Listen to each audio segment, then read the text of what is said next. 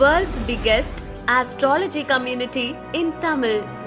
Online Astro TV, வாழ்வின் வெளிச்சம். Online astro டிவியை கண்டு மகிழுங்கள்.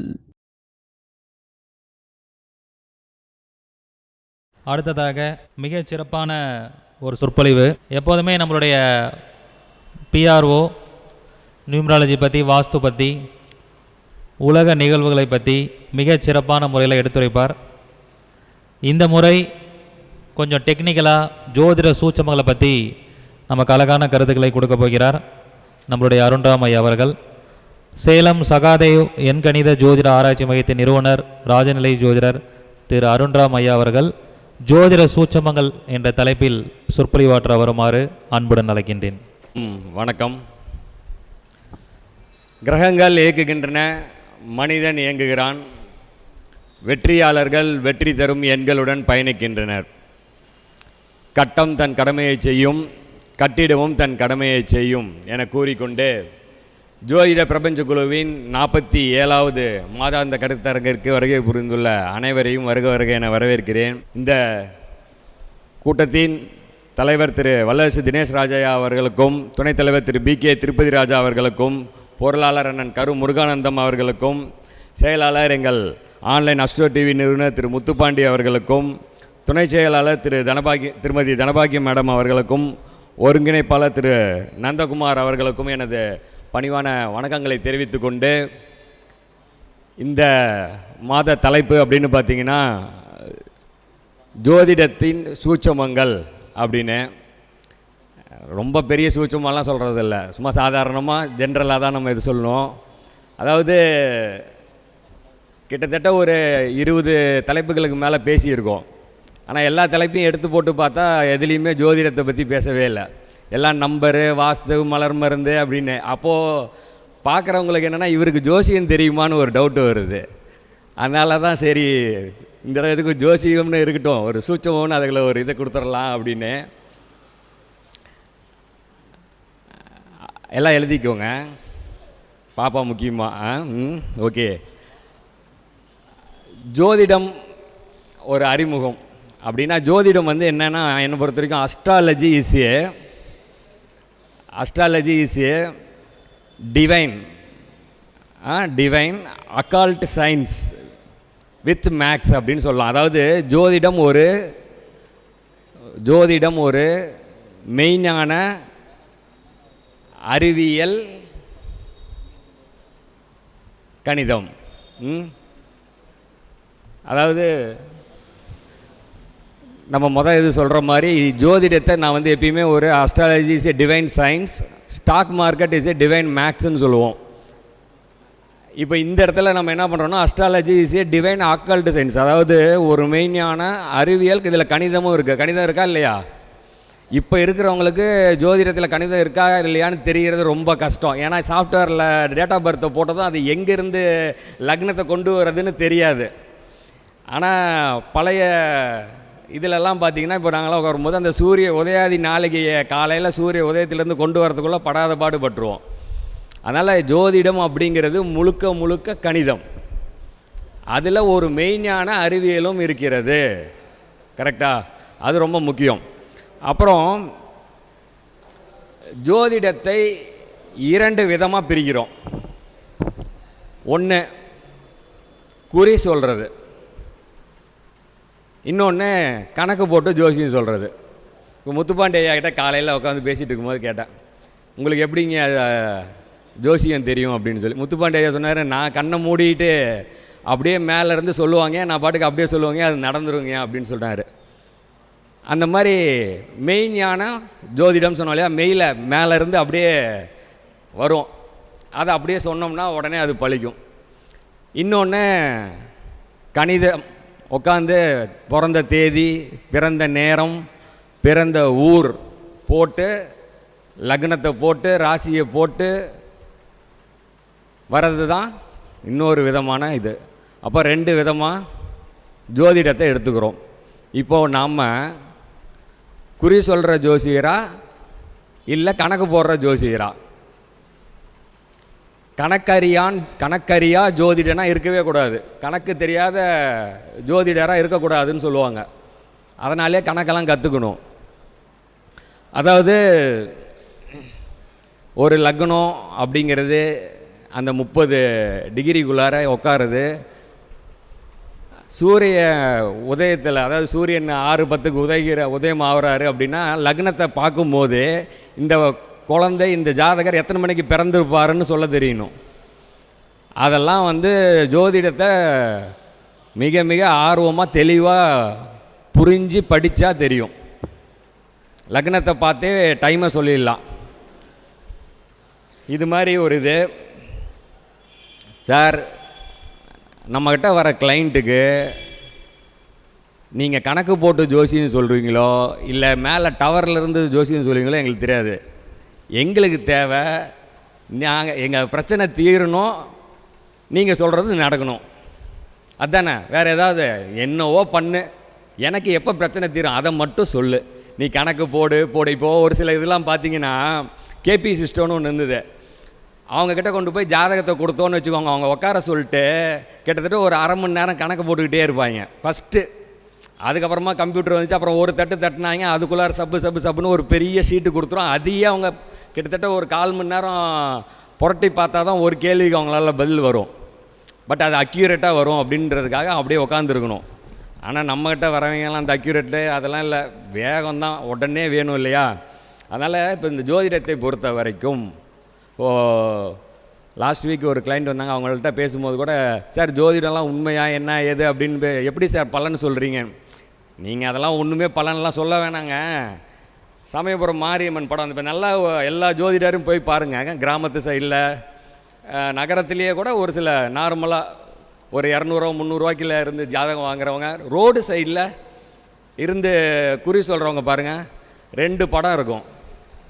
சமயபுரம் மாரியம்மன் படம் ஒன்று, அப்புறம் விநாயகர் படமோ இல்லை ஏதோ 2 படம் இருக்கும். அந்த உள்ளூர் சாமிக்கு உண்டான ஒரு படத்தை வச்சுருப்பாங்க. நீங்கள் உக்காந்திங்கன்னா அவன் கண்ணை மூட்டை ஏதோ ஒன்று உருட்டி விட்டுட்டு சொல்லுவான், கரெக்டாக இருக்கும். நம்மளை மாதிரி அவன் எதையுமே எடுத்து கணக்கை போட்டு ரொம்ப கஷ்டப்பட மாட்டான். அந்த ஃபோட்டோ அது பின்னாடி உட்காந்துட்டு சொல்லும், இவன் இதுக்கு தான் வந்திருக்கான், இவன் இதை தான் கேட்க போகிறான்னு அது சொல்லும். அது உண்மை. அது உண்மையாலும் உட்காந்து படத்தை பின்னாடி இருந்து பார்த்தா தெரியும். அதெல்லாம் வரும். அது ஒரு அதுக்கு அந்த ஜின்னை வைக்கணும், அதை வைக்கணும்னா அதெல்லாம் அடுத்தது, அதெல்லாம் ரொம்ப ஹைடெக்கு, அது வேண்டாம். அந்த மாதிரி ஒரு இது. அதுக்கப்புறம் இந்த ஜோதிடம்ங்கிறது என்னென்னா, இன்னொன்று கணக்குன்னு சொன்னோம் இல்லையா, கணக்கில் நிறையா கணக்கு இருக்குது. என்னது, கூட்டல் இருக்குது, கழித்தல் இருக்குது, மல்டிப்ளிகேஷன், டிவிஷன் எல்லாம் இருக்குது. ஆனால் இதில் ஒரே ஒரு கணக்கு தான், பெர்முட்டேஷன் காம்பினேஷன் ஒன்று இருக்குது. பெர்முட்டேஷன் காம்பினேஷன்னா தமிழில் என்னன்னு பார்த்தீங்கன்னா வரிசை மாற்ற கலவை. அதாவது ஒரு கிரகம் இன்னொரு கிரகம் எங்கே மாறுது, எந்த இடத்துல மாறி உக்காருது அப்படிங்கிறது தான் முக்கியமாக ஜோதிடத்தில் இருக்குது இல்லையா. மேஷத்தில் அஸ்வினி நட்சத்திரத்தில் சூரியன் உட்கார்ந்தால், அமர்ந்தால், அந்த வரிசையில் இருந்தால், அடுத்து பரணியில் இருந்தால், அடுத்து கிருத்திகையில் இருந்தால், இப்படி ஒவ்வொரு இதுலேயுமே எந்த நட்சத்திரத்தில் எந்த கிரகம் இருந்தால் அப்படிங்கிறது அந்த பெர்முட்டேஷன் காம்பினேஷன் கணக்கில் இருக்குது. அதுதான் ஜோதிடம். நல்லா தெரியணும். அந்த பெர்முட்டேஷன் காம்பினேஷன் கணக்கு நல்லா உங்களுக்கு தெரிஞ்சுதுன்னா நமக்கு ஜோதிடம் எளிதில் வந்துடும். அப்புறம் இன்னொன்று, இப்போது இந்த பெர்முட்டேஷன் காம்பினேஷன் அப்படின்றத இன்னொரு விதத்தில் உங்களுக்கு புரிகிற மாதிரி சொல்லணுன்னா, ஒரு மைதானம் இருக்குது, அதில் ஒரே ஒருத்தர் உட்காந்துருக்காரு, தனியாக ஒருத்தர் உட்காந்துருக்காரு. உங்களுக்கு பார்த்ததும் அவரை பார்த்ததும் என்னடா இது, இவர் பாட்டுக்கு தனியாக உட்காந்துருக்காரு அப்படின்னு சொல்லிட்டு அவர்கிட்ட போய் உட்காந்து பேச்சு கொடுக்குறீங்க. என்னங்க ப்ராப்ளம், ஏங்க தனியாக உட்காந்துருக்கீங்க என்னங்கன்னு. அவர் இல்லைங்க இப்படிங்க அப்படிங்கிறாரு. இல்லை சும்மா உட்காந்துருக்கேன்னு சொல்கிறாருன்னு வச்சுக்கோங்க, ஈஸியாக போயிடும் பேச்சு. அங்கே 2 பேர் உட்காந்துருக்கான். அப்போ அந்த 2 பேர் உட்காந்துருக்காங்க அப்படின்னா அந்த 2 பேர் ஏதோ அவங்க பேசுகிறதுக்கு உட்காந்துருக்கான். நாம் அவங்ககிட்ட போய் பேசணுமா வேணாமான்னு யோசிப்போமா? அதுவே ரொம்ப இது பண்ணுவோம். சரின்னு போய் உட்காந்து பேசுனா, நீங்கள் எதுக்கு உட்காந்துருக்க, நீங்கள் எதுக்கு உட்காந்துருக்கீங்க, நீங்கள் 2 பேர் சேர்ந்து எதுக்கு என்ன பண்ணிட்டு இருக்கிறீங்க, வருமா? அடுத்து ஒரு 4 பேர் 5 பேர் உட்காந்துருக்கான். போவோமா அவன் பக்கத்தில்? அந்த 5 பேரும் என்னவோ வேலையை பார்க்கட்டும், நம்ம வேலையை பார்ப்போன்ட்டு போயிடுவோம். இல்லை ஏதோ நம்ம பேசணும்னு தோணி அந்த 5 பேர்த்திட்ட போய் உக்காந்தா ஏதாவது ஒரு கரெக்டான விஷயத்தை எடுக்க முடியுமா? 5 பேர் 5 விதமாக பேசுவான். கரெக்டுங்களா? அப்படி தானே? இப்போ அப்படியே வருவோம். ஒரு கட்டத்தில் ஒரே ஒரு கிரகம் இருக்கிறது. அப்போ நீங்கள் என்ன பண்ணுவீங்க? ஈஸியாக பலனை எடுத்துருவீங்க. என்ன, அதுலேயே 2 பேர் இருக்காங்க. அப்போ அந்த 2 பேர்த்த உடனே யோசிப்பீங்க, இவர் என்ன பண்ணுவார், செவ்வாய் என்ன பண்ணுவார், சூரியன் என்ன பண்ணுவார். வந்துருமா உடனே நமக்குள்ளே ஒரு சூரியனும் செவ்வாயும் சேர்ந்துச்சுன்னா அச்சுச்சோ, உடனே ஒரு பயம் வரும்ல. அதோட ஒரு 5 பேர் சேர்ந்து ஒரு கட்டத்தில் உட்காந்துருக்காங்க. பலனை எடுப்போம் அவ்வளோ சீக்கிரம்? எடுக்க முடியுமா? முடியாது. புரியுதா? அப்போ அந்த ஜோதிடத்தின் சூட்சமம் எங்கே இருக்கு? ஒரு ஆள் தனியாக உட்காந்துருந்தா பிரச்சனையே இல்லை. 2 பேராக உக்காந்தாலே பிரச்சனை. 5 பேர் 6 பேர் சேர்ந்துட்டாங்கன்னா நம்மளால் அந்த பலனை எடுப்பது அப்படிங்கிறது ரொம்ப கஷ்டம். அதில் குறிப்பாக உடனே நாம் என்ன பண்ணுவோம்? யார் எந்த டிகிரியில் இருக்கா வருமா? அப்படியே போட்டு குழப்பி தானே இத்தனை நோட்டு எழுதியிருக்கீங்க. இன்றைக்கி நாம் இப்படி ஒவ்வொரு மீட்டிங்காக எதுக்கு அலையிறோம்? எந்த கிரகம் எப்படி சேர்ந்துச்சு, எங்கே உக்காந்துச்சு, அதுக்கு நான் என்ன பலன் சொல்கிறது, அதை யாராவது சொல்லி கொடுங்க. அதுக்காக தான் அலைகிறோம். இல்லைன்னா எல்லா கிரகமும் தனித்தனியாக தான் நிற்கணும், யாரும் சேரக்கூடாதுன்னு சொல்லியிருந்தா நாமெல்லாம் இந்த மாதிரி கூட்டத்துக்கு வர வேண்டிய அவசியம் இருக்குமா? கிளாப்பா? பாப்பாவுக்கு கிளாப் தட்டலாமா? ஏப்பா? அதனால் அந்த பெர்முடேஷன் காம்பினேஷன் அப்படிங்கிறது கிரகங்களுக்குள்ளே நடக்கும்போது தான் உண்மையான ஜோதிடர். ஒரு ஜோதிடர் எந்த இடத்துல ஜெயிக்கிறார்? பலன் சொல்லும் போது ஜெயிக்கிறார். சார், ஒரு 10-20 ஆண்டுகளுக்கு முன்னாடி போய் ஒரு சேலத்தில் மிக பிரபலமான ஜோதிடர்னு சொல்கிறாங்க. நான் போய் அவரை பார்க்குறேன். ஒரு காட்டுக்குள்ளே உட்காந்துருக்காரு. உட்காந்து கட்டத்தை எடுத்து இப்படி முன்னாடி வைக்கிறாங்க. அப்படியே சொல்கிறாரு பலனை. கேட்டுட்டு எந்திரிச்சு போயிடுறாங்க. ஆனால் அவர் எந்த லக்னத்தையும் போடலை, ராசியும் போடலை, தசாபுத்தியும் போடலை, ஒன்றுமே போடலை. ஆனால் அவரை 4 மணிலேருந்து உட்காந்து அவர்கிட்ட பார்க்குறாங்க. இன்றைக்கும் அவர் மிகப்பெரிய ஜோதிடர். ஆனால் நம்ம அதை சொன்னால் ஒத்துவான். ஏப்பா அவருக்கு ஜோசியெல்லாம் தெரிலப்பா அப்படின்னு சொன்னால் ஒத்துவான். ஐயோ அவர்கிட்ட 4 மணிக்கு அப்பாயின்மெண்ட் வாங்க, நாங்கள் எங்களுக்கு தான் தெரியும் அப்படின்வோம். பெரிய பெரிய விஐபி உட்காந்துருக்காங்க. ஆனால் ஜோதிடம்ங்கிறது என்ன? கணக்கு. ஒரு பலனை நான் சொன்னேன்னா அந்த பலனை நான் எந்த கிரகத்தால் எதனால் சொல்கிறேன், எதுக்காக சொல்கிறேன் அப்படின்னு ஒரு காரணத்தை சொல்ல தெரியணும். ஆனால் நான் அப்படி காரணத்தோடு நான் சொன்னேன்னா உடனே நீங்களாம் என்ன பண்ணுவீங்க? யார்? இப்போ தான் எல்லோரும் பார்த்துட்டாங்களே ஆன்லைன் அஸ்ட்ரோ டிவியை போட்டு யூடியூப்பை போட்டு, சார் இவர் இந்த நட்சத்திரத்தில் உட்காந்துருந்தா இவர் 8 குடையவர், இவர் 3 குடையவர், இவர் 3 செய்வாரா 8 செய்வாரா, இல்லை உட்காந்துருக்க 5 செய்வாரா, நீ ஏன்பா என்ன செய்கிற? அப்படி ஆகிப்போச்சு. இப்போ அந்த ஜோசியர் மாதிரி கண்ணை மூடிட்டு நான் சொல்கிறேன், கேட்டுட்டு எந்திரிச்சு போன்னு சொல்லிட்டோம்னா தப்பிச்சோம். எக்ஸ்பிளைன் பண்ணுறோம். நம்ம எக்ஸ்பிளைன் பண்ணால் வரவன் கேட்குற கேள்விக்கு நாம் பதில் சொல்லி முடிக்கவே முடியாது. இப்போ என்ன கேட்டாங்கன்னா நேரில் பார்க்கணும். நேரில் தயவு செய்து வராதிங்க. எதனாலும் ஃபோனில் பேசுங்க, ஃபோனில் முடியுங்க. ஏன்னா நேரில் வந்தீங்கன்னா ஒரு விளக்கம் கொடுக்க ஆரம்பித்தா 2 மணி நேரம் போகுது உங்கள்கிட்ட. ஒருத்தர் குழந்தைக்கு பேர் வைக்கணும்னு வர்றாரு. சரி நம்ம குழந்தை வைக்கிறதுன்ட்டு உட்காந்து இந்த பேர் எழுத்துங்க இப்படி போடுங்கன்னு போய் எல்லாத்தையும் முடித்து கையில் கொடுத்தப்பறம் அவர் கேட்குறாரு, சார் நீங்கள் லக்னத்தை வச்சு பேர் வைப்பீங்களான்னு கேட்டார். என்னடா இது இவர் லக்னத்தை வச்சுன்றாரேன்னு சொல்லிட்டு எடுத்து லக்னத்தை பார்த்தா அது 29வது டிகிரி 29.39 59 விழுந்துருக்கு. ரைட்டு வச்சுட்டாப்புல. ஒரு செகண்டை தள்ளி விட்டா அடுத்த லக்னம் மாறிடுது. இதுக்கு இந்த பக்கம் பிறந்துச்சா அந்த பக்கம் பிறந்துச்சான்னு கடைசியில் 2 மணி நேரம் ஆகி விளக்கம் கொடுக்க முடியல. அதனால் என்னென்னா தயவுசெய்து நேரில் வராதிங்க, ஃபோனில் பேசுங்க. எதனாலும் ஃபோன்லேயே ஒரு அரை மணி நேரம் 1 மணி நேரம் கூட பேசலாம். நேரில் போனால் அது 2-3 மணி நேரம் ஓடுது. நான் எல்லாத்தையும் எக்ஸ்பிளைன் பண்ண வேணும். எதெல்லாம் லக்னங்கிறது உயிர், ராசிங்கிறது உடல், இந்த லக்னம் எங்கேருந்து வருதுன்னு அப்படின்னு ஆரம்பித்து எல்லாத்தையும் கூட்டிகிட்டு வந்தப்பறம் எல்லாத்தையும் கேட்டுட்டு கடைசியாக கேட்குறாரு, எந்திரிக்கும் போது கேட்குறாரு, சார் நீங்கள் நம்பரை லக்னத்தை வச்சு கொடுப்பீங்களா இல்லை எப்படி பண்ணு? ஏன்னா லக்னத்தைன்னு கேட்குறாருன்னு எடுத்து பார்த்தா மாட்டிட்டேன். சரி ரைட்டு. இந்த மாதிரி வரவங்கெல்லாம் ரொம்ப தெளிவாக வராங்க. அதை வந்ததுமே முதல் லைனே, சார் இந்த மாதிரி எட்ஜில் இருக்குது சார், இது சார்னு சொல்லலை. அவர் பார்த்துருக்காரு இவனை எவ்வளோ தான் டெஸ்ட் பண்ணலான்னு வச்சு செய்கிறாங்க. இந்த மாதிரி அப்புறம் இன்னொரு இது நம்ம வந்து மெயினாக ஜோதிடம் உண்மையா பொய்யா சொல்லுங்கள். ஜோதிடம் உண்மையாக இருக்கிறதா பொய்யா? உண்மை. ஏன்னா நாமெல்லாம் உண்மையின் பக்கத்தில் இருக்கோம், அதனால் ஜோதிடம் உண்மை. அதாவது எந்த ஒரு பொருளுக்கும் உண்மைத்தன்மை இல்லைன்னா அது நிலைக்காது. ஓகேங்களா? ஒரு சேர் ஒரு கால் இல்லைன்னா தூக்கி போட்டு உடச்சி போயிடும். இன்றைக்கா ஜோதிடம் இருக்கு? ஜோதிடம் பல 100 1000 ஆண்டுகள் வேதத்தில் இருந்து இருக்குது. இந்த வேதத்தில் இருந்து இந்த ஜோதிடம் வந்து, அதுவும் நம்மளோட ஜோதிடம் எங்கேருந்து இருக்கு? என்ன சொல்கிறேன் கேளுங்க. உலகத்தில் எந்த ஒரு நாட்டுக்கு வேணால் போயிட்டு என் தலையெழுத்தை சொல்லு அப்படின்னு சொன்னால் எந்த நாட்டிலையாவது எவனாவது சொல்லுவானா? ஒரு அமெரிக்காவில் போய் நின்றுக்கிட்டு can you predict me about my future அப்படின்னா நீ போய் அந்த பைத்தியக்கார ஆஸ்பத்திரியில் சேர்ந்துக்கோன்னுவான். எவன்கிட்டயாவது ஆள் இருக்கா? ஆனால் இந்தியாவில் மட்டும்தான் நீ பிறந்த அன்னைக்கே நீ என்னைக்கு சாவுவ, எப்படி சாவுவ, என்னென்ன எப்படி வாழ்வ, என்ன படிப்ப, என்ன கல்யாணம் பண்ணுவேன்னு சொல்கிற ஒரே சக்தி இந்தியாவில் மட்டும்தான் இருக்குது. அது ஜோதிடத்தில் மட்டும்தான் இருக்குது. வேறு எந்த நாட்டிலையாவது இருக்கா? இல்லையே. இல்லையா? சரி, இது மட்டுமா இல்லை, இந்த தலையெழுத்தை எழுதுறது யார்? உன் தலையெழுத்து எழுதுனது யார்? உங்கள் தலையெழுத்து எழுதுனது யார்?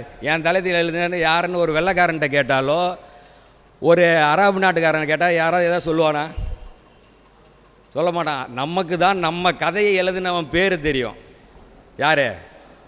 பிரம்மா. எங்கள் தலையெழுத்தில் உட்காந்து எழுதினவர் பிரம்மா அப்படின்னு சொல்லக்கூடிய ஒரு தனி டிபார்ட்மெண்ட் அதுக்குன்னு இருக்குது அப்படின்னு சொல்லக்கூடிய ஒரே ஆள் நம்ம மட்டும்தான். நான் ஏற்கனவே சொல்லியிருக்கேன், அந்த பிரம்மாக்கிட்ட இருந்து சார் அந்த பேப்பர்லாம் கொஞ்சம் அந்த ஃபைலெல்லாம் நாங்கள் பார்க்கலாங்கிற பர்மிஷனை பெற்றவர்கள் நம்ம ஜோதிடர் மட்டும்தான். மற்ற யாரும் போய் அந்த பேப்பரை பார்க்க முடியாது. நாங்கள் மட்டும்தான் அந்த பேப்பரை அப்படியே நைஸாக திறந்து பார்த்து ஓப்பன் பண்ணிவிட்டு அப்பப்போ எதையாவது அழிச்சு விட்டுட்டு மாற்றி வைக்க முடியும். வேறு யாராலையும் தொட்டு கூட பார்க்க முடியாது. அதை எங்களுக்கு அந்த பிரம்மா பர்மிஷன் கொடுத்துருக்காரு. அதே மாதிரி இதுக்குன்னு ஒரு தனி இலாக்கா போட்டு வேலை செய்கிறோம். இதில் ஒரு பிறப்பிற்கான காரணம். சார் நீங்கள் எதுக்கு பிறந்தீங்க? யாரையாவது போய் வெளிநாட்டில் இருக்கவனை கேட்டால் எதுக்கு பிறந்தீங்க? You mad ask my father and மதர்ன்னுவான். எங்கள் அப்பா அம்மாவை தான் கேட்கணுன்னுவான். எவனுக்காவது ஏதாவது சொல்ல தெரியுமா? நோ, யாருக்கும் சொல்ல தெரியாது. நான் ஏன் பிறந்திருக்கேன், நான் எதற்காக பிறந்திருக்கேன், இந்த பிறவி எதற்கானது என்று சொல்வதற்கு ஒரே தகுதி ஜோதிடத்தில் மட்டுமே உள்ளது, ஜோதிடரிடம் மட்டுமே உள்ளது. வேறு யாருக்காவது இருக்கா? டாக்டர்கிட்ட போய் சார், டாக்டர் சார் நான் ஏன் பிறந்தேன்னு கொஞ்சம் சொல்லுங்கள். வக்கீல் சார் நான் ஏன் பிறந்தேன்னு சொல்லுங்கள். சொல்லுவாரா? தம்பி நீ கொலை பண்ணுறதுக்கு பிறந்த, தம்பி நீ திருடுறதுக்கு பிறந்த, நீ திருடினா தான் எனக்கு காசு வரும், அப்படியா சொல்லுவார் வக்கீல? நாம் தான் சொல்லுவோம், நீ எதுக்கு பிறந்தாய், நீ ஏன் பிறந்தாய் மகனே, நீ ஏன் பிறந்தாய்ன்னு சொல்லக்கூடிய ஒரே தகுதி எங்ககிட்ட மட்டும்தான் இருக்குது, நம்மக்கிட்ட மட்டும்தான் இருக்குது. ஜனனி ஜென்ம சௌக்கியானாம் வர்தினி குல சம்பதாம் பதவி பூர்வ புண்ணியானாம் லிக்கித்தே ஜென்ம பத்திரிக்கா அப்படின்னு சொல்லி அடித்து ஒவ்வொரு ஜாதகத்துக்கு மேலேயும் எழுதி கையில் கொடுத்து அவனோட தலையெழுத்து எழுதுகிறோம். என்னன்னு ஒரு பிறப்பிற்கு காரணம் என்னவா இருக்கணும், நீ உன் பூர்வ புண்ணியத்தில் செஞ்ச பலன் என்ன, அந்த பலனை அனுபவிக்கிறதுக்கு தான் நீ இங்கே பிறந்திருக்க, அந்த பலன் எப்படிப்பட்டது அப்படின்னு சொல்கிறது எல்லாமே எங்கே இருக்குது? ஜாதகத்தினுடைய முதல் எழுத்தில் இருக்கா? இந்த பிறவி எதற்கு, எப்படி வந்தது, ஏன் வந்தது, இந்த பொண்டாட்டி எப்படி வந்துச்சு, எனக்கு பிறக்கிற பிள்ளை எப்படி அமைஞ்சிச்சு, வரக்கூடிய சொத்துக்கள், வரக்கூடிய பேர் புகழ் எல்லாம் பூர்வ ஜென்மத்தில் செஞ்சு வச்சதுனால வந்தது என்று சொல்லக்கூடிய ஒரே இது நம்ம ஜோதிடத்தில் மட்டுமே, நம்ம இந்து மதத்தில் மட்டுமே இருக்குது. ஒரு இஸ்லாமியர் காலையில் எந்திரிச்சு 5-4 மணிக்கு தொழுகை ஆரம்பிக்கிறாருன்னா கூட அவர் இன்ஷா அல்லானோ அல்லாஹோ அக்பர்னோ சொல்லி சொல்லி அவரோட வாழ்க்கையை இரவு வரைக்கும் ஓட்டிடுறார். அதே மாதிரி ஒரு கிறிஸ்துவர் அல்லேலூயான்னு சொல்கிறான், இல்லை ஜீசஸ் அப்படின்னு சொல்லி காலையிலேருந்து நைட்டு ஒரு பைபிளில் ஒரு பக்கத்தை படித்து முடிச்சுட்டு தூங்குற வரைக்கும் அவர் முடிச்சிடுறாரு. ஆனால் எல்லாம் நோட் பண்ணிக்கோங்க, ஆனால் நமக்கு தான் தினம் தினம் ஒரு கடவுள். எப்படி?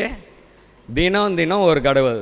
ஞாயிற்றுக்கிழமை சூரியன், திங்கக்கிழமை சந்திரன், செவ்வாய்க்கிழமை முருகன், செவ்வாய், புதன்கிழமை பெருமாள் புத பகவான், வியாழக்கிழமை குரு பகவான் தட்சிணாமூர்த்தி, வெள்ளிக்கிழமை சுக்கிரன் மகாலட்சுமி, ஓகே சனிக்கிழமை சனி பகவான், சாயங்காலம் ஆனால் போய் நின்றுடணும் ஆஞ்சநேயர். எப்படி? ஒவ்வொரு கிழமைக்கும் ஒரு கடவுள் விட்டோமா? அடுத்து ஒவ்வொரு நட்சத்திரத்துக்கும் ஒரு கடவுள். எப்படி? ஒவ்வொரு நட்சத்திரத்துக்கும் 27 நட்சத்திரத்துக்கு 27 கடவுள். அடுத்து ஒவ்வொரு ராசிக்கும் ஒரு கடவுள் இருக்கா? அடுத்தது கர்ணநாதன் ஒரு கடவுள், யோகின்னு ஒரு கடவுள், அவயோகிக்கு ஒரு கடவுள். எத்தனை எத்தனை கடவுள் புரியுதா? அவன் 2 பேர்த்த சொல்லி 2 பேரை முடிச்சுட்டு போயிட்டான். நாம் அப்படியே அக்கு வேற ஆணி வேற பிரித்து பிரித்து பிரித்து எவ்வளோ பார்க்க வேண்டியது இருக்கு. சரி, ஒரு குழந்தை பேசுகிறதுக்கு லேட் ஆகுது, அவன் என்ன பண்ணுவான்? கொண்டு போய் நேராக டாக்டர்கிட்ட நிறுத்துவான். நம்மளால் என்ன பண்ணுவான்? ஜாதக பேப்பரை தூக்கிட்டு வந்து நம்மக்கிட்ட நீட்டுவான். குழந்தை பேச மாட்டேங்குது. ரைட், குழந்தை பேச மாட்டேங்குது. குழந்தை எங்கே? குழந்தை வீட்டில் இருக்குது, ஆனால் குழந்தை பேச மாட்டேங்குது. இந்த பேப்பரை பார்த்து சொல்லுங்கள், ஏன் குழந்தை பேச மாட்டேங்குது? டாக்டர்கிட்ட போய் சொல்லுவியா? டாக்டர் என்ன சொல்ல? எங்கம்மா குழந்தை? சார் குழந்தை வீட்டில். அப்போ எப்படிம்மா நான் சொல்லுவேன்? இல்லை நீங்கள் சொல்லணும், என் குழந்தை பேச மாட்டேங்குது. ஆனால் நாம் என்ன பண்ணுவோம்? 2ஆம் ஆதிபதி நீச்சம் பெற்றுள்ளார், 2ஆம் பாவத்தில் பாவர் அமர்ந்துள்ளார், கேது அமர்ந்திருக்கார், ராகு அமர்ந்திருக்கார். கொஞ்சம் மெதுவாக திக்கி பேசுவோம். ராகு அமர்ந்திருக்கார், கொஞ்சம் வேகமாக வந்துடும். இப்போ ஏன் பேசலைன்னா அதுக்கப்புறம் இவன் ஏன்டா பேசினான்னு நீ வருத்தப்படுவ. எப்படி?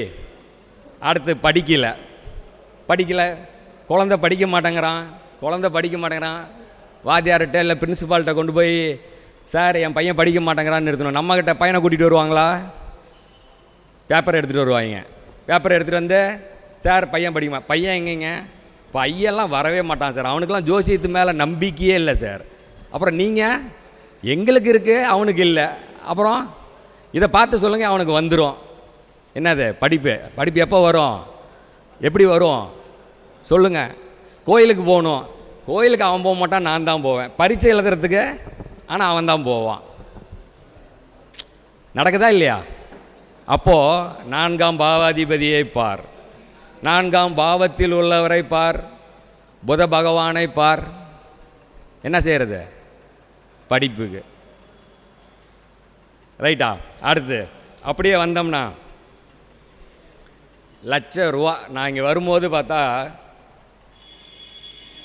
வயிறு என்றால் ஜெம் அப்படின்னு ஒரு பெரிய ஃப்ளெக்ஸ் வச்சுருக்கு இங்கெல்லாம். வயிறு என்றால் ஜெம்.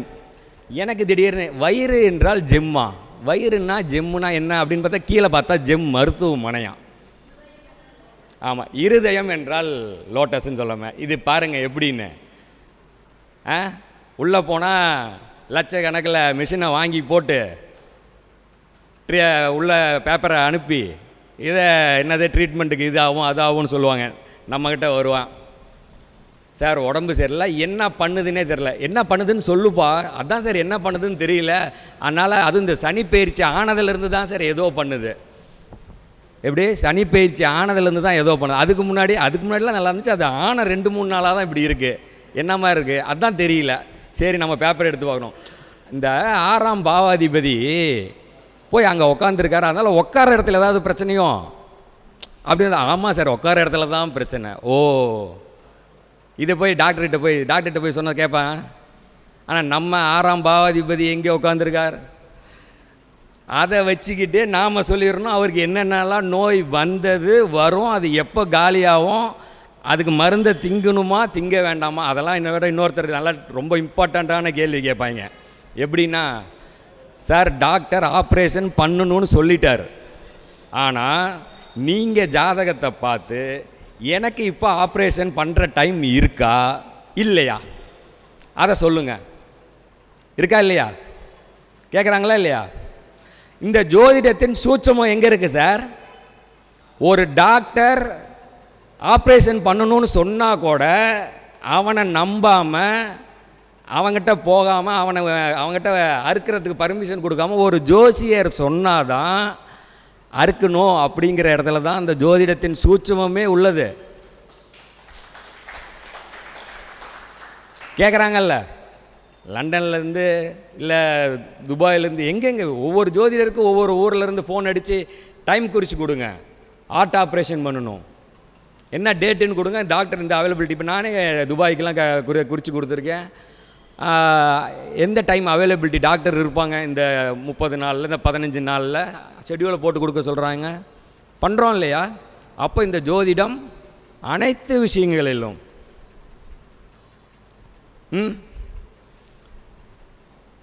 ஒரு கட்டத்தில் ரொம்ப முக்கியமானவர் யார்?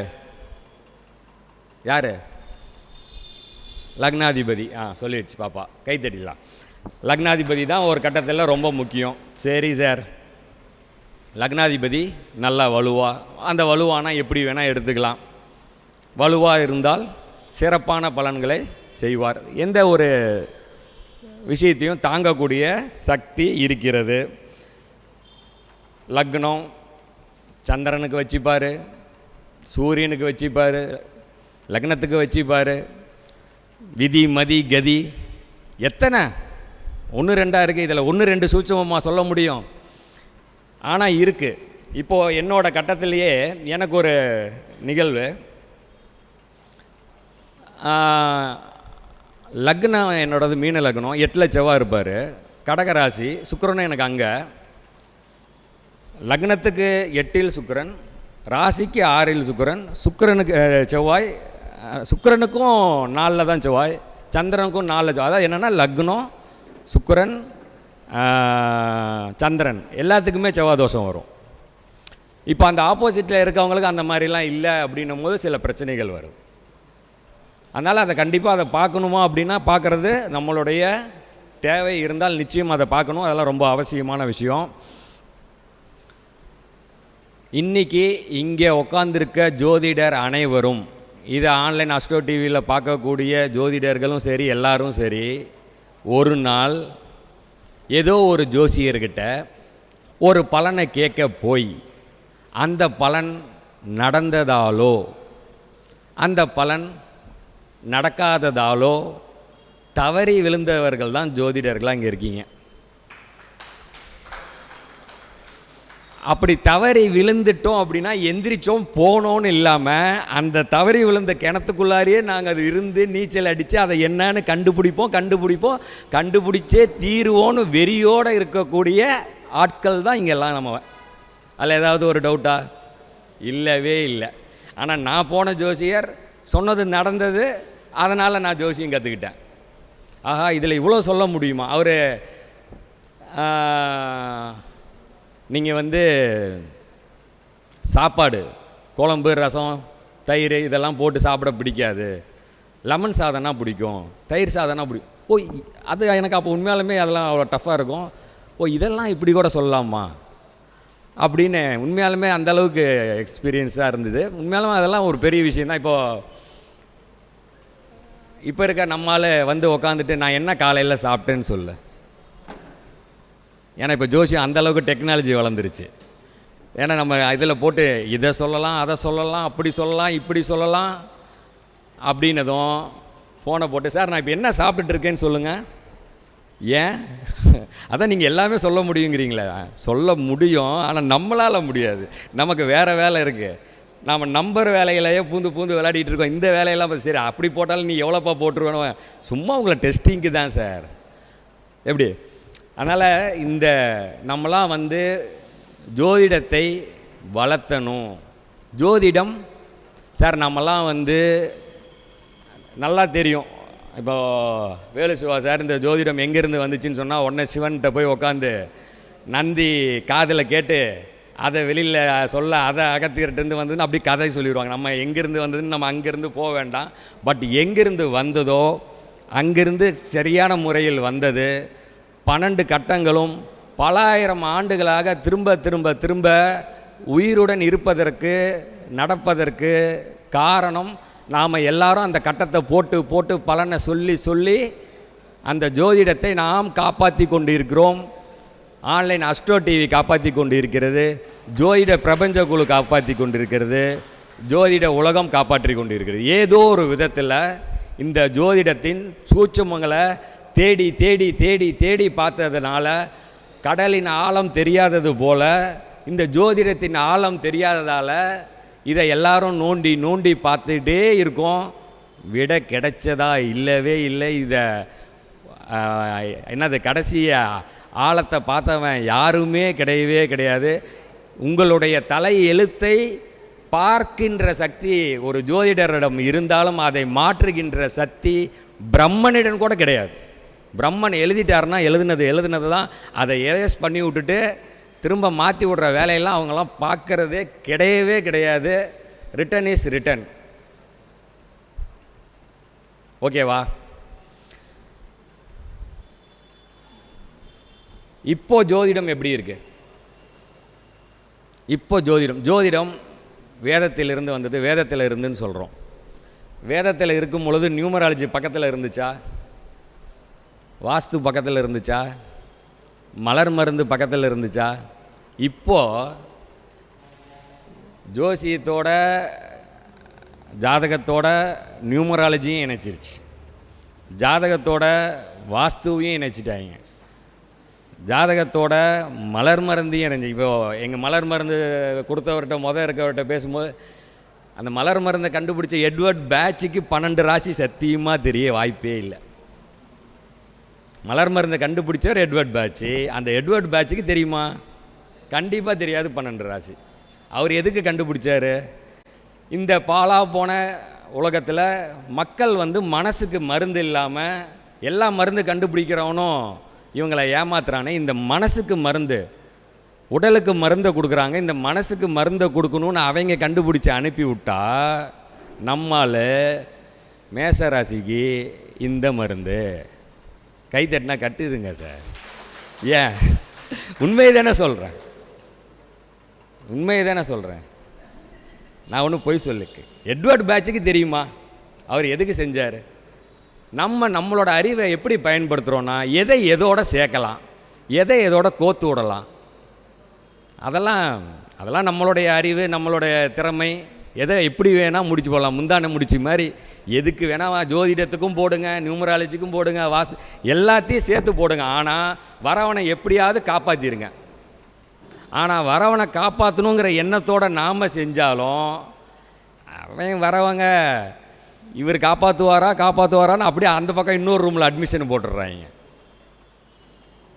அவங்க ஒரு டவுட்டோடவே வந்து நம்ம எவ்வளோ முக்குனாலும் எதுக்கும் நம்ம இன்னொரு பக்கம் கையை வச்சுக்கலாம், அவனாவது காப்பாற்றுவானான்னு பார்ப்போன்னு. எவனும் காப்பாற்ற முடியாது. தலையெழுத்தை யாராலும் மாற்ற முடியாது. ஒரு அலோபதி டாக்டர்கிட்ட போகிறோம், ஒரு நார்மலான இங்கிலீஷ் மெடிசன் டாக்டர்கிட்ட போகிறோம். எந்த டாக்டராவது இதில் இதுக்கு மெடிசன் இல்லை, இதில் கொடுத்தா சரி வராது, அதனால் ஹோமியோபதிக்கு போங்கன்னு சொல்லுவானே? இல்லை ஹோமியோபதி டாக்டர் யாராவது சார் இதெல்லாம் சரி வராது சார், நேராக போய் ஆயுர்வேதத்தில் போங்க சார் சொல்லியிருக்கேன். இல்லை ஆயுர்வேதத்துக்காரர் இங்கெல்லாம் விட்டு தேய்ச்சி இதெல்லாம் நாளாகி நேராக போனோமா அறுத்தமா தூக்கி போட்டோமா போங்க சார் இங்கிலீஷ் மெடிசனுக்கு சொல்கிறாரா? ஒருத்தரும் சொல்ல மாட்டார். ஆனால் நாம் என்ன பண்ணுவோம்? ஜோசியம் பார்க்க வந்தா இதுக்கு ஒர்க் அவுட் ஆகாது, அதுக்கு போய் பார்ப்போம். இங்கேயும் ஒர்க் அவுட் ஆகுனா அங்கே ஒர்க் அவுட் பண்ணலாம் பார்ப்போம். ஆனால் ஒன்று சொல்கிறேன், நல்லா தெளிவாக புரிஞ்சுக்கோங்க. இந்த இடத்துல இது அவசியம். என்னென்னா, எங்கெங்கெல்லாம் தப்பு நடக்குதுன்னு கண்டுபிடிக்கிற சக்தி ஜோதிடத்துக்கிட்ட இருக்குது. இப்போ தப்பு ஏதாவது ஒரு இடத்துல நடந்திருந்தால் பரவாயில்ல, இவன் எல்லா தப்பையும் செஞ்சுட்டு ஐசியூவில் இருந்தால் கூட பரவாயில்ல, மார்ச்சூரியில் இருந்துட்டு கூப்பிட்றான், டே என்னை காப்பாற்றுறா, டே என்னை காப்பாற்றுறான்னு. அவனை எப்படி காப்பாற்றுறது? கரெக்டா? ஏதாவது ஐசியூவில் இருக்கார், இல்லை நார்மல் வார்டில் அட்மிஷன் ஆகிருக்காருன்னா உள்ளே போய் ஏதோ வெளியில் கூட்டிகிட்டு வரலாம். மார்ச்சூரியில் போய் எங்கடா இருக்குது என்னடான்னு பார்த்தா நம்பரில் பார்த்தா தப்பாக இருக்குது, வீட்டை போனால் தப்பாக இருக்குது. வீடை மாற்ற முடியுமா? ஐயையோ மாற்ற முடியாது. கட்டத்தில் போனால் இப்போதைக்கு வெளியிலேயே வர முடியாது. நம்மளால் ஆன முயற்சி எதையோ ஒன்று. மலர் மருந்தை தெளிச்சாவது பாரு, மலர் மருந்தை தெளிச்சாவது பாரு, எந்திரிக்கிறாங்க. இப்போது ஒரு லாஸ்ட் வீக் என்னோட ஒரு ஃப்ரெண்டு ஒருத்தவங்க பேசிகிட்டு இருந்தாங்க. அவங்க மலர் மருந்து நிறையா கொடுத்துட்ருக்கேன் அப்படின்னு சொல்லி ஏப்பா அவங்க பாட்டி நல்லா இருக்காங்களா அப்படின்னு கேட்டேன். அவங்க சொன்னாங்க, ஆனால் ஒரு நல்ல ஒரு விஷயம் நடந்தது. நான் என்ன, அவங்க வீட்டுக்காரர் மலர் மருந்து கொடுத்துட்ருக்காரு. பாட்டி உடம்பு சரியில்லை, இதே திருச்செங்கோடு தான். பாட்டி உடம்பு சரியில்லை, இறந்துரும், பாலெலாம் ஊற்றிட்டு போயிருப்பா அப்படின்னு அவங்க அம்மா கூப்பிட்றாங்க. இவங்க வீட்டுக்காரர் சொல்லியிருக்காரு, நீ அங்கே போனீன்னா நீ மயக்கம் போட்டு விழுந்துருவ, எதுக்கும் ஆர்ஆர் ரெஸ்கியூ ரெமடி எடுத்துக்கிட்டு போ அப்படின்னு சொல்லி ஒரு பாட்டிலை கொடுத்து அனுப்பியிருக்காரு. இவங்க இங்கே வந்திருக்காங்க, எல்லாம் பாலை ஊற்றிட்டேன், நீயும் ஊற்றுமா? நான் ஊற்ற மாட்டேன்னு பொண்ணு அழுது இருக்கு பாட்டின்னு. இல்லை ஊற்றுமா. இது உடனே பாலை ஊற்றுற பதிலாக இந்த ஆர்ஆரை ஊற்றலாமே, நம்ம வீட்டுக்காரர் தான் ஆர்ஆரை பற்றி அப்படி இப்படின்னு பேசிக்கிட்டு இருக்காரு அப்படின்னு சொல்லிட்டு ஒரு டம்ளர் எடுத்து ஆர்ஆரை ஊற்றி பாட்டிக்கு ஊற்றி விட்டுருச்சு. ஒரு 1.5 மணி நேரத்தில் போயிடும்னு எல்லாம் உட்காந்துட்டு இருந்திருக்காங்க. அது எந்திரிச்சிருச்சான். நிஜமாலும் அந்த பாட்டி நிஜமாங்க, நான் நிஜமாக நடந்த கதை. இதே திருச்செங்கோடில் இப்போ நான் ஒரு 2வது ஊரில் இருக்காங்க. அவங்க என்னை கூப்பிட்டு ரொம்ப சந்தோஷம் அந்த விஷயத்த சொல்லி எனக்கு சிரிப்பு. என்னடா சொல்கிறேன், நிஜமாக பாட்டி நல்லா இருக்காங்க. நல்லா, ஆனால் 1.5 மாதம். இதில் எங்களுக்கு பெரிய வருத்தம் என்னென்னா, எங்கள் பெரியப்பாவுக்கு ரொம்ப வருத்தம்னா. ஏன்பா அப்படின்னு கேட்டேன். அவர் 3 நாளைக்கு சட்டை எடுத்துகிட்டு வந்தாருன்னா அதெல்லாம் அப்படியே வீணாக போயிடுச்சுன்னு வருத்தப்படுறாருன்னா. இந்த மாதிரி மலர் மருந்து எது வேணால் காப்பாற்றும். நாங்கள் என்ன நினைக்கிறோம், எப்படியாவது இவனை காப்பாற்றணும். நம்மக்கிட்ட வரவனா எப்படியாவது முதல்ல மருந்து போட்டு, சார் ஒருத்தர் ஃபோன் நம்பரை மாற்றினேன் சார், எதுவுமே செய்யலை சார். என்ன செய்யும் ஃபோன் நம்பர்? ஓகே ரைட், ஏதாவது செய்யணும் இல்லையா? கண்டிப்பாக செய்யும். எப்போ செய்யும்னா, ஒரு புது காரை வாங்கி வச்சுக்கிட்டீங்க. என்ன சார், புது கார் ஷோரூமுக்குள்ளேருந்து எடுத்துகிட்டு வெளியில் வரீங்க.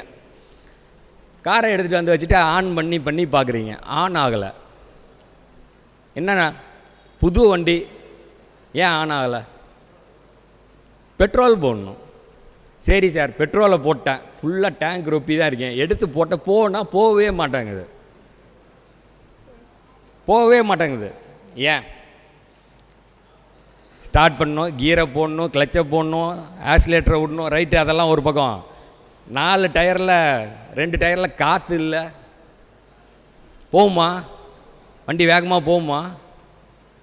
அதாவது பல விஷயங்கள் சேர்ந்தால் தான் அந்த வண்டியே ஓடணும். வாழ்க்கைன்னு இந்த வண்டி ஓடணுன்னா எத்தனை விஷயம் இருக்கணும்.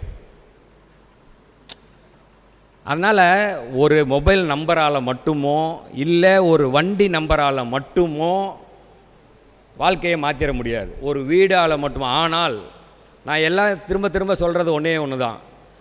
உங்கள் வாழ்க்கையில் நடந்த சம்பவத்தையோ நடக்க போகின்ற சம்பவத்தையோ உங்களுடைய கைபேசி எண் காட்டுகிறது, உங்களுடைய வாகன எண் காட்டுகிறது, உங்களுடைய வீடு காட்டுகிறது.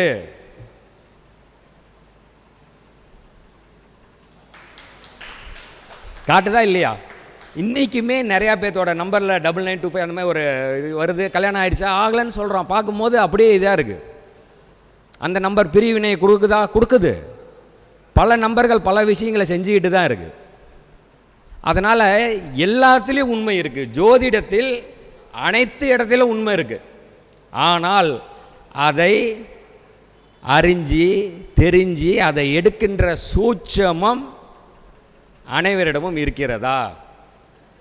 அங்கே தான் மாறுபடுது. என்னால் ஒரு பலன் எடுக்கிறதுக்கும் இன்னொருத்தர் ஒரு பலன் எடுக்கிறதுக்கும் வித்தியாசம் நிச்சயம் உண்டு. ஜோதிடம் வந்து அந்த இடத்துல தான் மாறுபடுகிறது. கரெக்டா? வாழ்க்கையில் எப்பொழுதும் ஒரு விதியை பயன்படுத்துங்கள். எழுதிக்கோங்க மனசில். எப்பொழுதும் ஒரு விதியை பயன்படுத்துங்கள். என்ன விதி என்றால் தலைவிதி.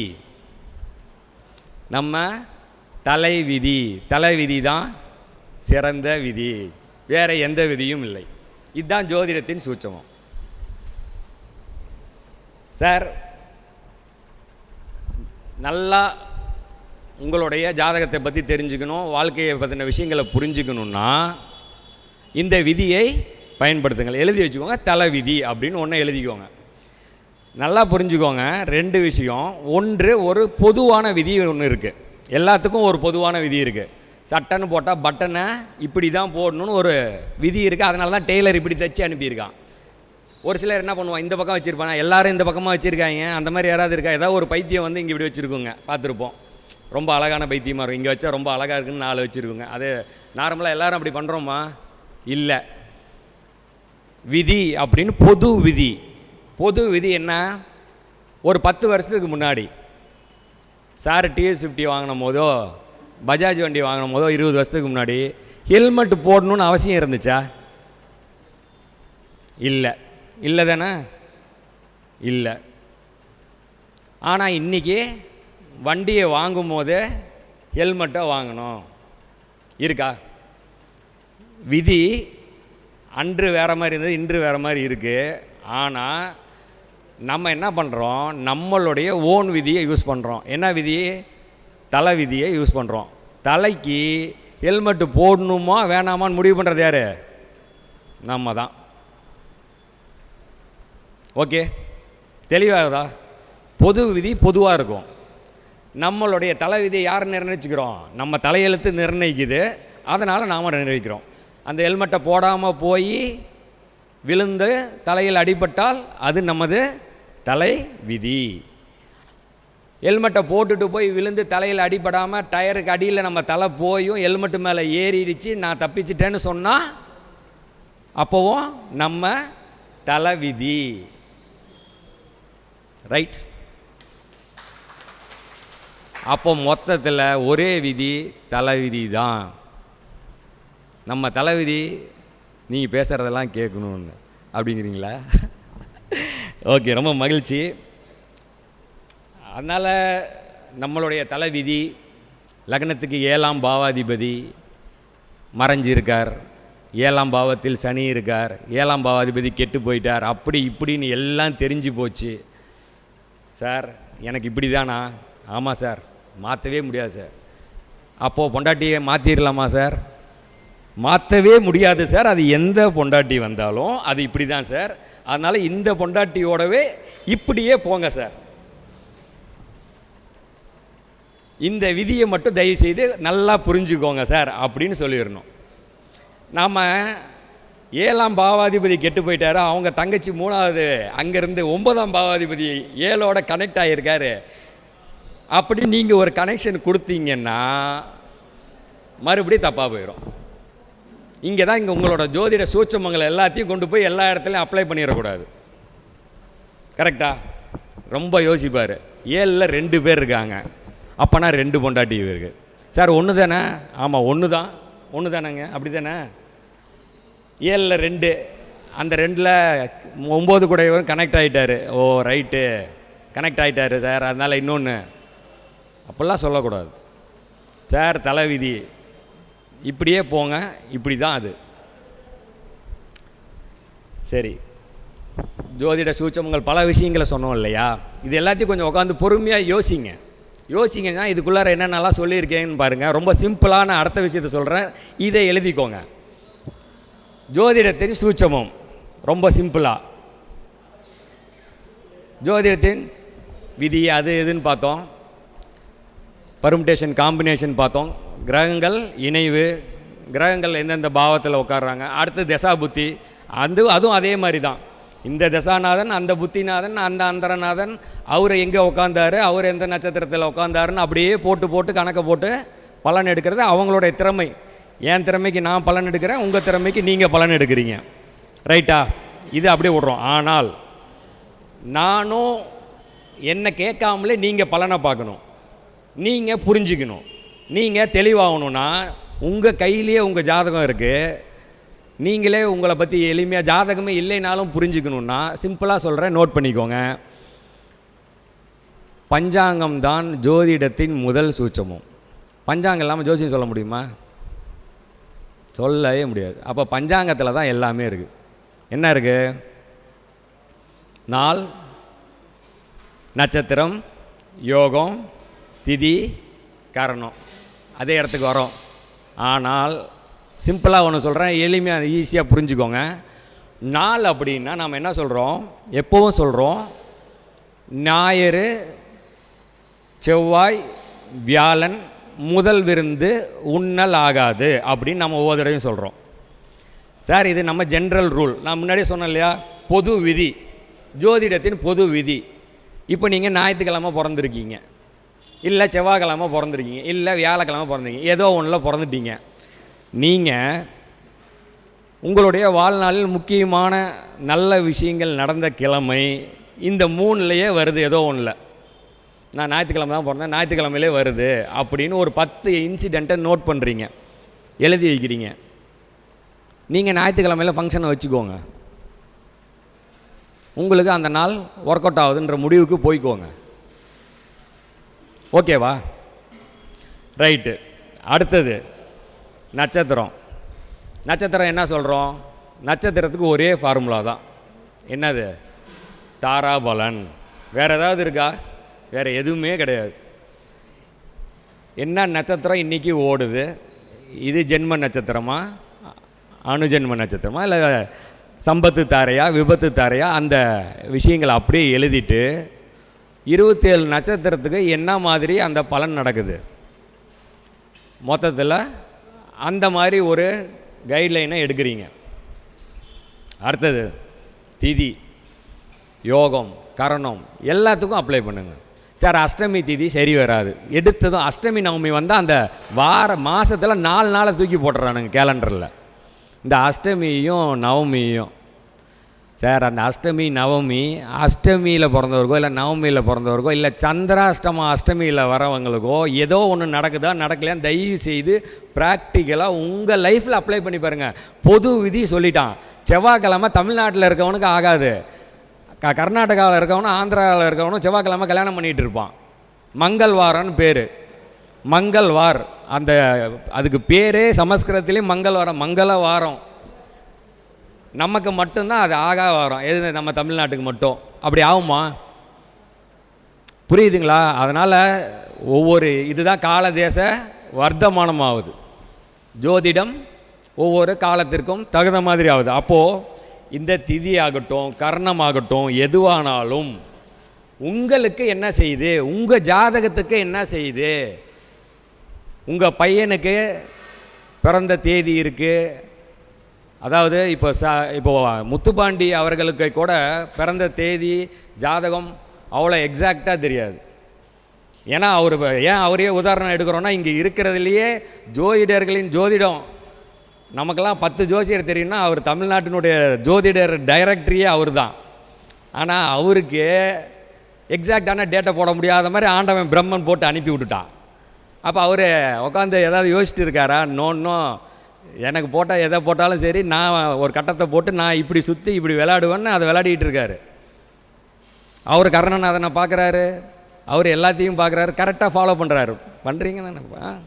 அந்த மாதிரி நீங்கள் உங்களுக்கான விஷயம் எது கரெக்டாக நடக்குதுங்கிறத நீங்கள் கண்டுபிடிங்க. சரிங்களா?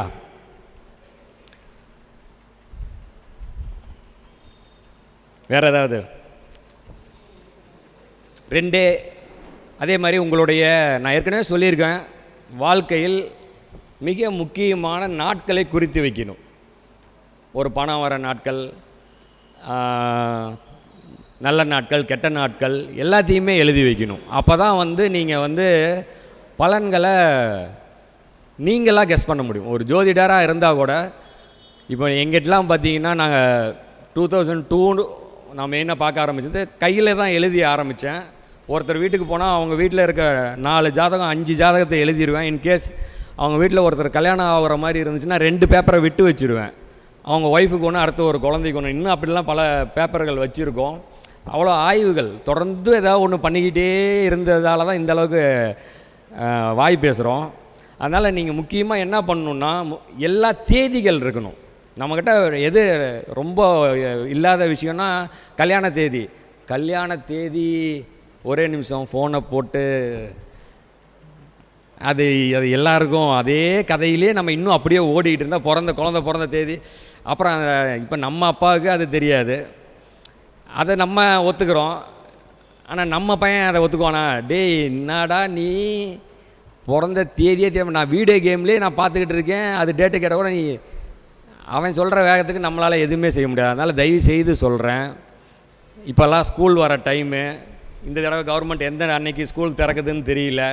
இந்த வருஷத்தில் இருந்தாவது உங்கள் பையனுக்கு ஒரு டைரி போட்டு, ஸ்கூலில் ஒவ்வொரு வருஷமும் டைரி கொடுப்பாங்க, அது மாதிரி நீங்கள் ஒரு டைரி மெயின்டைன் பண்ணுங்கள். இந்த தேதியில் இந்த வகுப்புக்கு போனேன், நீ இவ்வளோ மார்க் வாங்கிட்டு வந்த, குவார்ட்டர்லியில் ஆஃப் இயர்லியில் இன்றைக்கி வந்து இந்த மாதிரி மார்க் வாங்கிட்டு வந்த, இன்றைக்கி விழுந்த, இன்றைக்கி கப்பு வாங்கிட்டு வந்த, இதெல்லாம் நாளைக்கு அவன் ஒரு 12வது 10வதுலாம் போயிட்டு காலேஜெலாம் முடிச்சுட்டு கூட அவன் உட்காரும் போது எங்கள் அப்பன் பாரு எப்படிலாம் எழுதி வச்சுருக்கான், தேதி போட்டு எழுதி வச்சுருக்கான்ப்பா சொல்லுவானா இல்லையா? அதெல்லாம் நோட் பண்ணுங்கள். சும்மா ஏன் பெற்றோம் ஏன் வளர்த்தோம் எதுக்கு அனுப்பணும் அப்படின்னு இல்லாமல் எல்லாமே இன்றைக்கி கூகுளில் இருக்குது. சும்மா மொபைலில் வச்சு விளையாடுற நேரத்தில் 4 வாட்ஸ்அப் அனுப்புகிற மாதிரி அனுப்புனீங்கன்னா சேவ் ஆகிடும். தேதிகளை தயவு செய்து குறித்து வைங்க. அதுதான் நமக்கு ஜோதிடத்திற்கு பலனை எடுப்பதற்கு தசா புத்தி என்ன அப்படிங்கிறதுக்கு மிக மிக முக்கியம். 2 கதைகளை எப்பொழுதும் போல இந்த முறையும் சொல்லிக்கொண்டு எனது உரையை முடிக்க தயாராகிறேன். ஆனால் இந்த முறை நான் சொல்ல போகிறது சினிமா கதை இல்லை, நிஜமான கதை, நிஜமான வாழ்க்கையில் நடந்த கதை, ஜோதிடத்திற்கு தொடர்புடைய கதை. ஜோதிடத்தின் சூட்சமங்கள் என்ன? நம்ம எப்பயுமே எல்லாத்தையும் புட்டு அப்படியே அல்வா கொடுக்குற மாதிரி வாயில் ஊட்டி விடுற மாதிரிலாம் இல்லை. நம்ம படத்தை நம்ம ஆடியோவை 2 தடவை 3 தடவை ரிப்பீட்டாக போட்டு கேட்டால் தான் ஏதோ 2 பாயிண்ட் உள்ளேருந்து எடுக்க முடியும் இல்லையா? அப்படி தான் நம்ம அதை ஃபாலோ பண்ணிக்கிட்டு இருக்கோம். இப்போவும் சொல்கிறேன், இந்த 2 கதையும் உண்மையாக நடந்த கதை. உங்களில் யாருக்காவது புனித் குப்தா அப்படின்றவரை தெரியுமா? புனித் குப்தாவை தெரியுமா? தெரியாது. மகிழ்ச்சி. சரி, டிராகன் படம் தெரியுமா? எல்லாம் கை தூக்குங்க. டிராகன் படம் தெரிஞ்சவங்களா? எல்லாருக்கும் டிராகன் படம் தெரியும். டிராகன் படத்தில் அவனோட லவர் நீலாம் எதுக்குமே ஆக மாட்டடா அப்படின்னு சொல்லி விட்டுட்டு போகிற மாதிரி இந்த புனித் குப்தா அப்படிங்கிறவரை அவங்களோட காதலி விட்டுட்டு போயிடுறா. நீ அப்போ அவர் ஒரு 37,000 சம்பளம் வாங்கிட்டு இருக்காரு. இந்த பணம்லாம் நம்ம பொழப்பு நடத்துறதுக்கு பத்தாது, நான் உன்னை விட்டுட்டு கிளம்புறேன்னு அவள் கிளம்பிடுறா. உடனே இவனுக்கு பயங்கர மன உளைச்சல் ஆகுது. பஞ்சாபில் அவனோட சொந்த ஊருக்கு போய் வீட்டில் உட்காந்து நம்ம ஏதாவது வேலையை விட்டுறான். இந்த 37,000 வேலையும் வேண்டாம், அவளே போயிட்டா இனிமேல் நமக்கு எதுக்கு இந்த வேலைன்ட்டு தூக்கி போட்டு வீட்டில் போய் உட்காந்து ஒரு 7 மாதம் அவர் வந்து அந்த கம்ப்யூட்டர் சாஃப்ட்வேர் இன்ஜினியர் உட்காந்து போட்டு பார்க்குறாரு. ஒரு 7 மாதம் ரொம்ப கஷ்டப்பட்டு அவர்கிட்ட இருக்க பணத்தெல்லாம் போட்டு ஒரு கம்பெனியை ஆரம்பிக்கிறார். அந்த கம்பெனியை நடத்த முடியல, மூடிடுறார். அதுக்கப்புறமா அவரோட ஃப்ரெண்டு ஒருத்தர் ஒரு ஜோதிடர். அந்த ஜோதிடர் என்ன பண்ணுறாரு, நம்ம தான் இலவசமாக ஜோசியம் சொல்லுவோம்ல, ஜோசியர்னா நிறைய ஏதாவது சொல்கிறா மச்சி இப்படி இருக்குது அப்படின்னா உடனே சொல்லுவோம்ல, அந்த மாதிரி ஒரு நண்பரை பார்க்குறாரு. அவர் என்ன சொல்கிறாரு, நீ மறுபடியும் சாஃப்ட்வேர் கம்பெனி ஆரம்பிக்க போகிற, அது ஒரு 2 வருஷம் நடக்கும், அதுக்கப்புறம் மறுபடியும் அதை இழுத்து மூடிடுவேன்னு சொல்கிறாரு.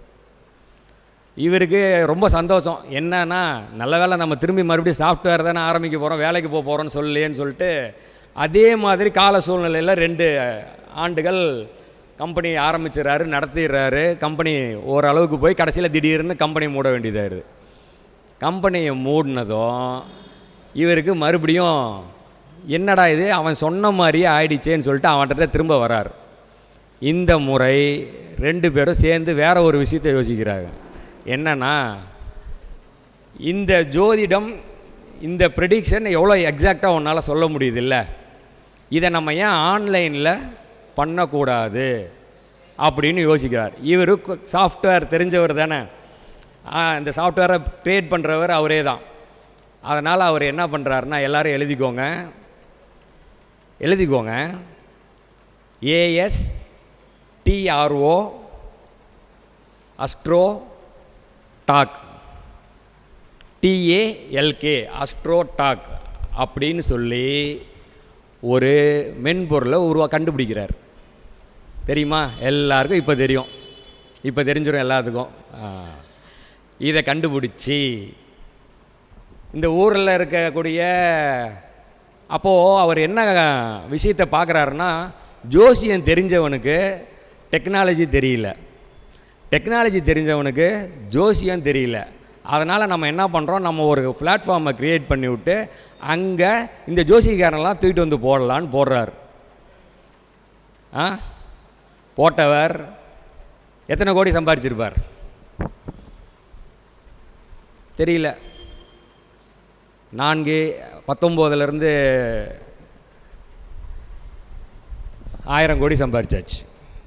கடந்த ஆண்டு அந்த நிறுவனத்துடைய டேர்ன் ஓவர் அவருக்கு 100 கோடி, 623 கோடி டேர்ன் ஓவர், 100 கோடி அவருக்கு ப்ராஃபிட். கைதட்டலாமா? இதே போய் தேடுங்க. இந்த அஸ்ட்ரோ டாக் அப்படிங்கிறது என்னென்னா, ஒரு ஜோசியர்கிட்ட நீங்கள் பலன் கேட்குறதுக்காக ஃபோன் பண்ணிங்கன்னா அவர் உங்களுக்கான பலனை சொல்லுவார். இப்போ பல பேர் அதை ஆரம்பிச்சிட்டான். ஆனால் இதுக்கு முதல் விதை போட்டவர் புனித் குப்தா.